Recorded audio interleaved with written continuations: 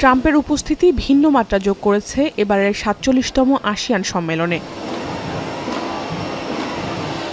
মালয়েশিয়ার কুয়ালালামপুরে অনুষ্ঠিত ৩ দিনব্যাপী এই বৈঠকে অংশ নিচ্ছেন অন্তত ২৪টি দেশের রাষ্ট্র ও সরকার প্রধান। এর সদস্য ১০ দেশ Indonesia, Malaysia, Philippines, Singapore, Thailand, Brunei, Vietnam, Laos ও কম্বোডিয়ার নেতারা উপস্থিত হয়েছেন সেখানে। তবে এর সদস্য হয়েও একমাত্র মিয়ানমারের জান্তা প্রধান মিং অং লাই অংশ নেননি এবারের সম্মেলনে।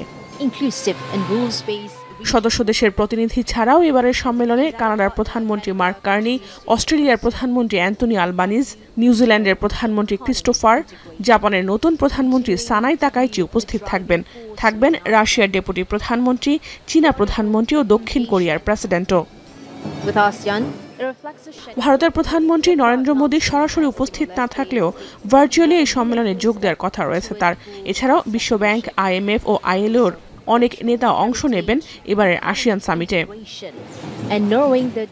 মিয়ানমারের গৃহযুদ্ধ বন্ধে আঞ্চলিক উদ্যোগ, দক্ষিণ চীন সাগরে বিরোধ ইস্যু ছাড়াও এবারের সম্মেলনে গুরুত্ব পাচ্ছে ট্রাম্পের নয়া শুল্ক নীতি ও চীন নিয়ন্ত্রিত দুর্লভ খনিজের বাজার প্রসঙ্গ।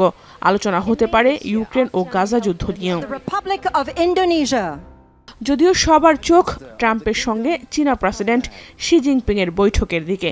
আগামী ৩০ অক্টোবর দক্ষিণ কোরিয়ায় তাদের বৈঠক হওয়ার কথা রয়েছে। চিরবৈরী এই দুই দেশের বাণিজ্য নিয়ে আলোচনা হওয়ার কথা রয়েছে তাদের মধ্যে। এছাড়াও ইউক্রেন যুদ্ধ বন্ধে রুশ প্রেসিডেন্ট ভ্লাদিমির পুতিনের সঙ্গে চীনা প্রেসিডেন্টের মধ্যস্থতার বিষয়ে ট্রাম্প আলোচনা করবেন বলেও গুঞ্জন শোনা যাচ্ছে।